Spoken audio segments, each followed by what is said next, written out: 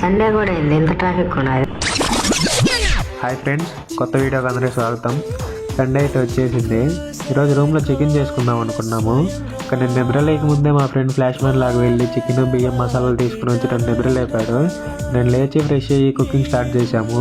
నాకు ఎందుకో చిన్నప్పటి నుండి మా అమ్మ చేసిన ఫుడ్ తప్పితే ఇంకోటి చేసినా నచ్చదు.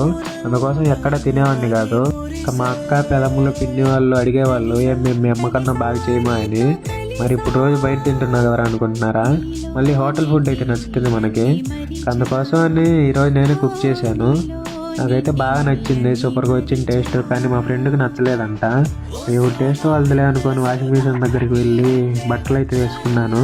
ఇలా మా కొలీగ్ వచ్చి ఇంటికి వెళ్ళాలి, రైల్వే స్టేషన్ దగ్గర వదులుదూరా అన్నాడు. సరే అని అలా స్టార్ట్ అయ్యాము. ట్రాఫిక్ మామూలుగా లేదు. ఈరోజు సండేనా కాదా అనిపించింది. మా కొలీగ్ని అలా యశ్వంతపూర్ రైల్వే స్టేషన్ దగ్గర అయితే వదిలి నేను రూమ్కి రిటర్న్ అయ్యాను. ఓకే, ఉంటాను మరి, బాయ్.